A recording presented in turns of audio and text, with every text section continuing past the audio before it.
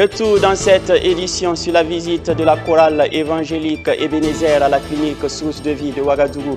Une visite de compassion en prélude à la commémoration des 30 années d'existence de la chorale. Et c'est le seul titre au menu de ce journal. Mesdames et messieurs, merci de nous rejoindre pour cette session d'information sur la télévision de la famille. Bonsoir.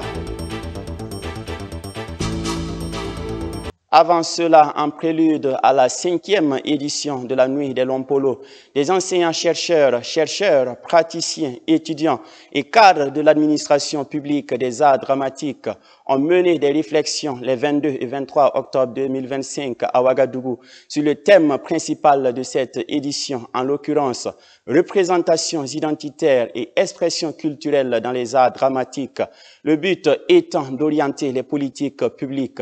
C'est le ministre de la Communication, de la Culture, des Arts et du Tourisme qui a donné le top de départ des travaux. Le compte rendu avec Pinson Antoinette Beno et Gédion Tapsoba.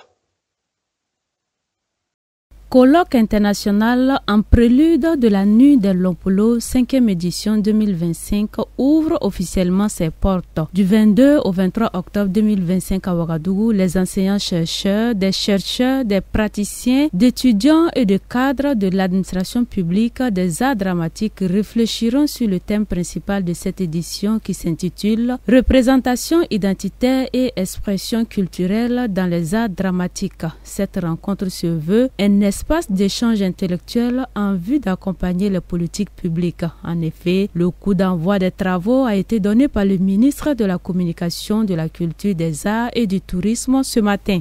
En cette période de notre histoire, marquée par les agressions barbares, en ce temps où notre détermination à défendre nos valeurs effraie de plus en plus l'ennemi, en ce moment où la conscience sociale de l'artiste doit tendre à capter les vibrations sociopolitiques de son environnement, comment les arts dramatiques reflètent-ils et construisent-ils l'identité individuelle et collective? Comment faire du théâtre, du conte, de l'humour, des marionnettes et du cirque un point clé de la sensibilisation de nos peuples? Chers communicants, chers participants, convaincus que vous répondrez brillamment aux questions soulevées et que des solutions pratiques nous seront soumises pour emploi, je m'engage d'ores et déjà à mettre tout en œuvre pour la publication des actes du présent colloque. Alors j'invite de ce fait le comité scientifique à réserver une attention à l'instruction des différents articles et à transmettre les textes définitifs aux services compétents de mon département conformément au chronogramme prévu.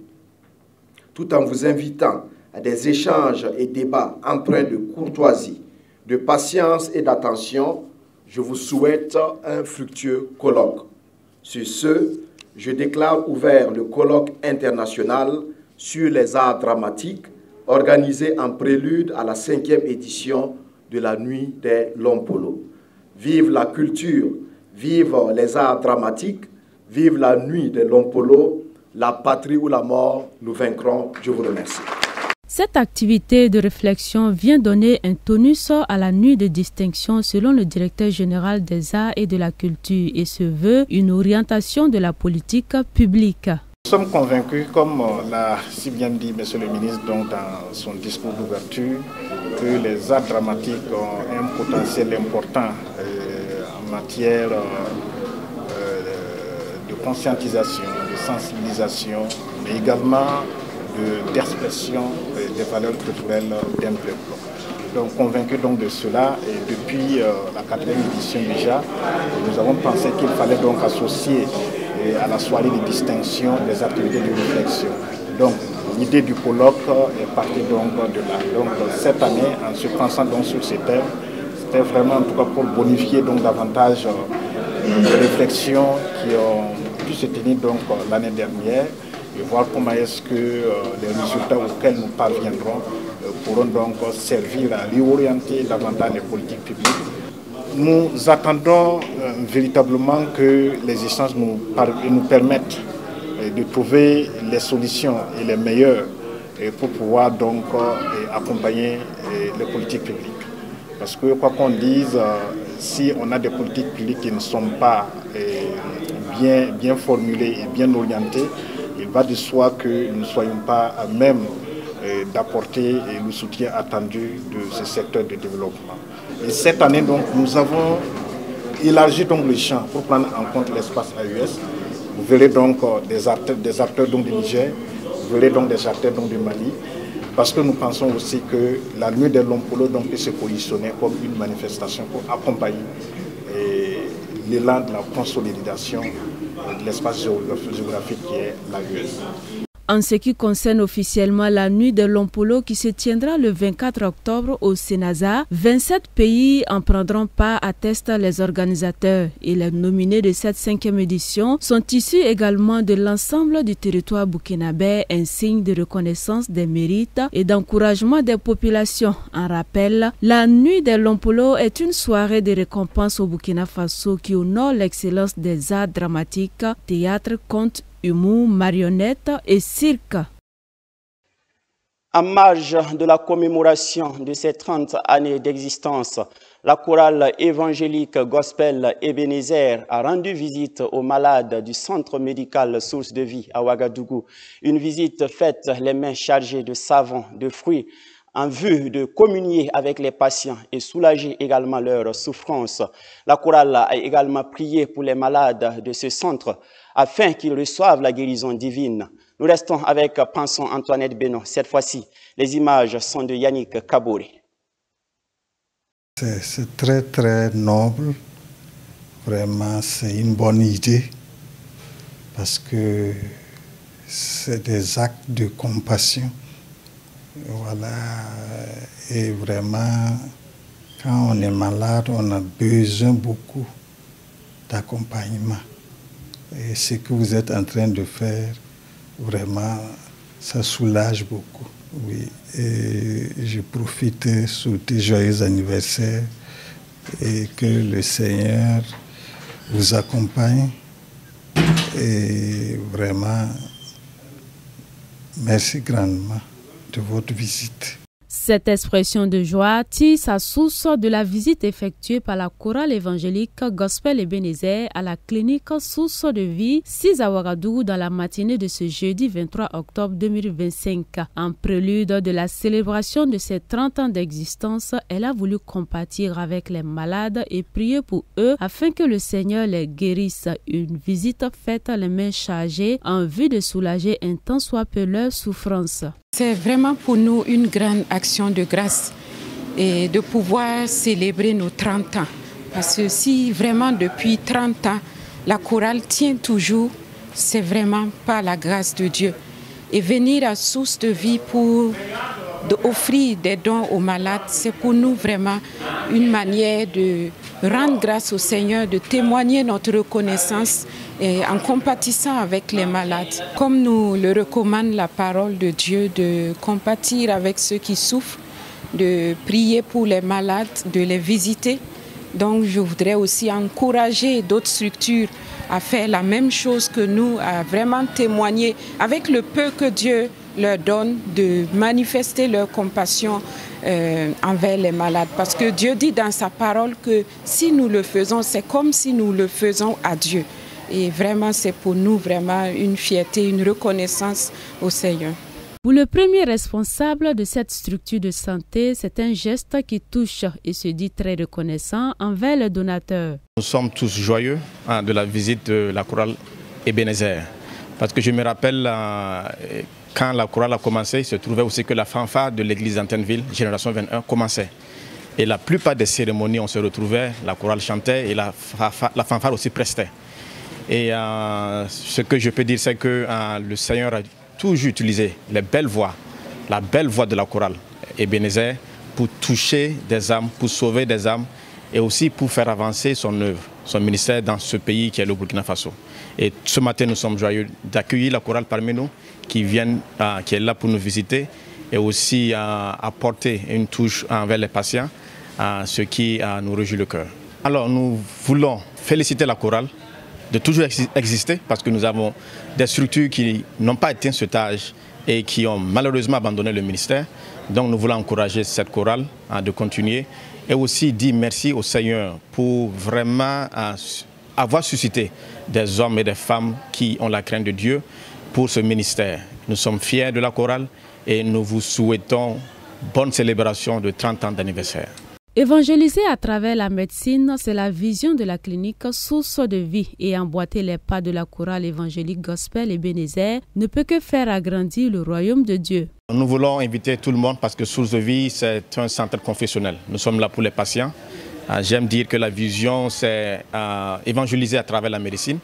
Donc nous invitons nos frères et sœurs qui sont en Christ de venir, nos portes sont ouvertes, de venir de temps en temps nous appuyer dans ce ministère que le Seigneur nous a donné. Parce que nous voulons sauver des âmes à travers ce ministère. Donc, vous êtes invités, en tout cas, on serait très ravis de vous avoir parmi nous. Le dimanche 26 octobre prochain, à l'église centrale de la mission apostolique se tiendra la grande soirée de célébration des 3 décennies de la chorale évangélique Gospel Ebenezer, et de belles surprises sont réservées aux chrétiens et à tout le public burkinabé, a déclaré la responsable de la dite chorale.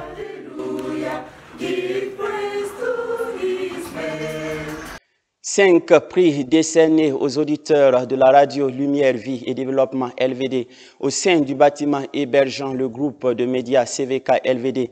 Les animateurs de l'émission radiophonique Concert Moré, une émission interactive prônant le vivre ensemble entre Burkinabés, ont en effet remis des prix à certains de leurs fidèles auditeurs. Abibalaï Bourema pour de plus amples détails. Chaque jeudi et samedi soir, une émission prônant la cohésion sociale en langue nationale morée passe sur les ondes de la radio Lumière Vie Développement LVD. Cette émission radiophonique interactive dénommée Concert Moré reçoit des centaines d'interactions des auditeurs pendant son passage. Ces auditeurs ont compéti sur des thématiques bibliques pendant les émissions précédentes. Après la compétition vient le moment de primer et ils sont 5 auditeurs à recevoir un prix chacun ce samedi 18 octobre 2025. Je suis très content pour tous les travailleurs de la radio, partant du directeur, les journalistes et ceux qui ont contribué pour ce prix. Je suis très content et je prie que Dieu fortifie davantage les travailleurs de la radio afin que l'œuvre puisse continuer. Ce fut une compétition et c'est moi qui ai remporté le premier prix. Je remercie ceux qui m'ont soutenu car c'est une victoire collective et non individuelle.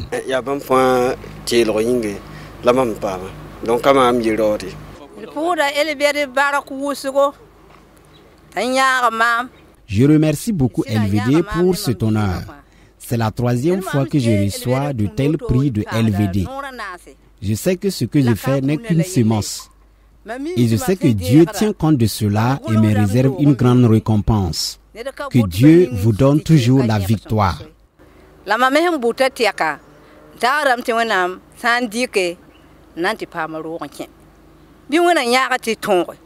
C'est la 3e année consécutive que le promoteur de cette émission Concert Moré prime ses auditeurs. Les prix sont composés essentiellement des vivres, des documents scolaires et autres gadgets. Ce sont les lauréats, ce sont ceux-là qui sont des gagnants parce qu'on a fait une compétition. Et avec cette compétition, il y a des gens qui ont même écrit plus de 200 concerts, 200 tickets. Donc c'est eux qu'on a eu à donner les 5 premiers.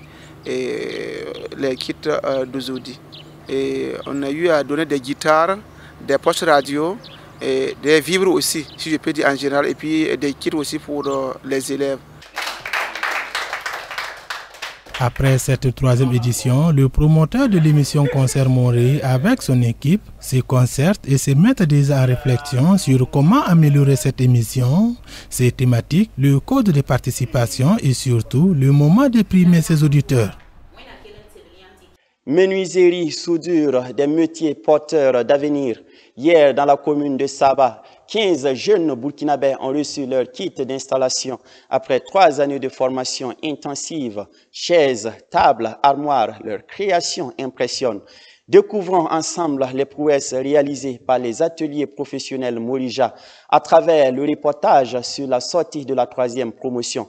Et c'est avec Edmond Tapsova et Sidiki Xavier Ouedraogo.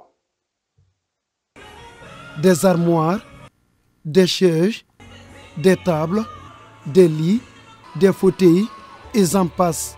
Ces créations viennent de ces jeunes que vous voyez.